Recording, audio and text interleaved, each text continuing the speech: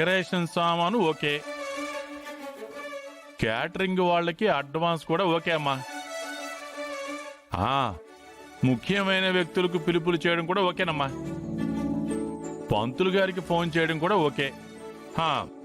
Almost అన్నీ okay అయిపోయినట్టే. అమ్మా అక్షయ, ఏంటి తాతయ్య? నా తరపున నేను చేయాల్సినవన్నీ చేస్తానమ్మా. నువ్వు నీ ఫ్రెండ్స్ ని పిలుచుకున్నావు కదా? పిలిచాను తాతయ్య. గుడ్. నా ఇంట్లో జరుగుతున్న మొదటి ఫంక్షన్ ఇది. నువ్వు రాలేదంటే మాత్రం నీ ఇంటికొచ్చి కొడతాను రజని. ఇందులో అనుమానమే లేదు. అర్థమైందా? బాయ్.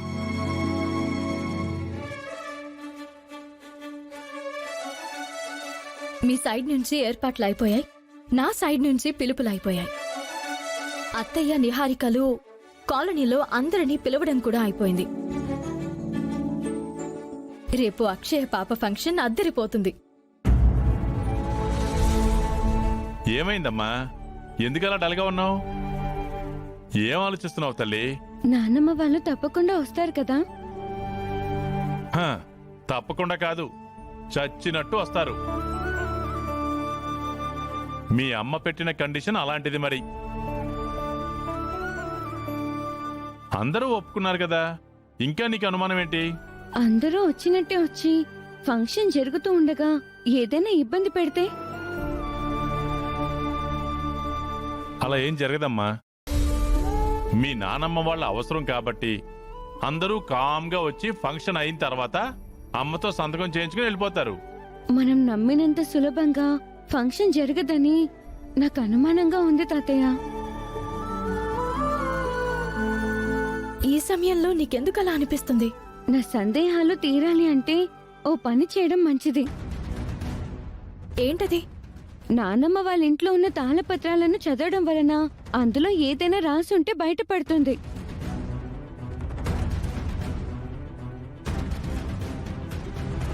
ఈ చిన్న ఫంక్షన్ కి నువ్వు వాటిని చదవాల్సిన అవసరం ఉందంటావా? గతంలో నేను అర్చన రూపంలో ఉన్నప్పుడు నాకేదైనా అనుమానం కలిగితే వెంటనే తాళపత్రాలను చదివి అందులో ఉన్నది బయటకు చెప్పేదాన్ని. అదే విధంగా జరిగాయి కూడా. అందుకే ఈ ఫంక్షన్ కి ఏవైనా అడ్డంకులు ఉన్నాయో లేదో ముందుగానే చూడడం మంచిదని నా అభిప్రాయం. అవునే, అక్షయ్ చెప్పింది కూడా బాగానే ఉంది. కీడెంచి మేలంచడం మంచిది కదా. వెళ్దాం పదండి. ఈ సమయంలో అత్తయ్య ఊరుకుంటుందా? చూడు, మీ అత్తయ్య కంటి చూపుకి ఈ మావయ్య భయపడే రోజులు పోయాయమ్మా. నేనున్నాను కదా, నేను చూసుకుంటాను. పదండి, ముందు వెళ్దాం, రండి.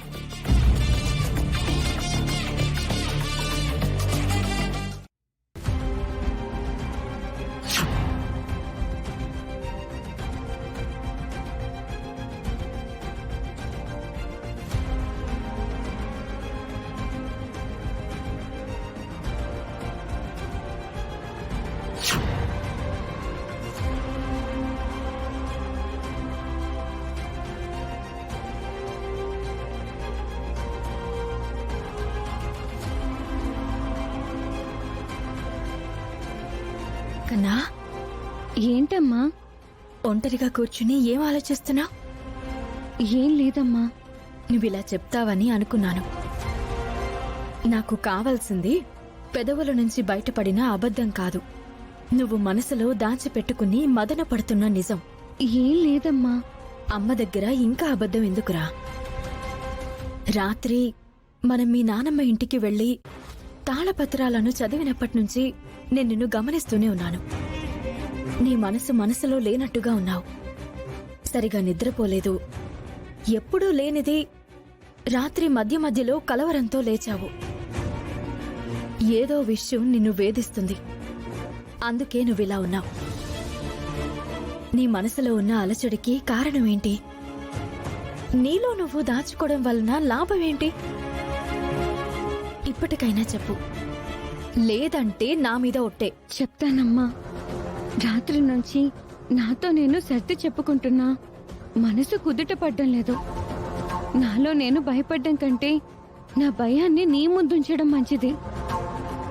తాళపత్రాలలో ఏమీ లేదు, ఓనిల పండగ సవ్యంగా సాగిపోతుందని మీ అందరి దగ్గర అబద్ధం చెప్పాను. అందులో నాకు కనపడిన నిజం ఏంటంటే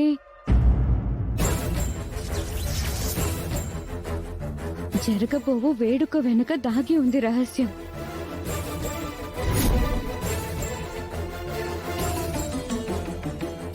శుభకార్యం కాదది, జన్మనిచ్చిన వాడి పాలిట చావు కార్యం.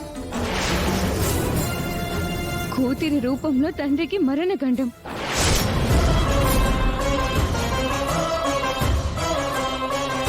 ఘట్టమ్మనేని వంశంలో చిన్న కొడుక్కి ప్రాణ సంకటం.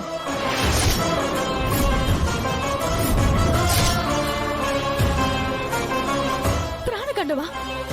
మరోసారి వెళ్లి చదివినంత మాత్రాన అందులో ఉన్నది మారిపోదమ్మా. గతంలో నేను అర్చనగా ఉన్నప్పుడు ఎన్నిసార్లు చదవలేదు, మన ఇంట్లో ఎన్ని గండాలు చూడలేదు. ఇప్పుడు నేను పొరపాటు పడ్డానని నువ్వు అనుమానించవలసిన అవసరం లేదు.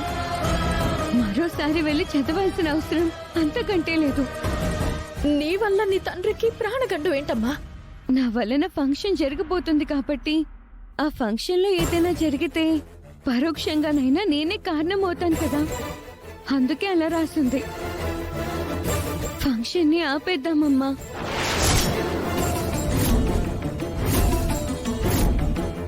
అవునమ్మా, ఫంక్షన్ చేయమని ఆశపడి అడిగింది నేనే, ఇప్పుడు భయపడి ఆపేయమంటుంది నేనే.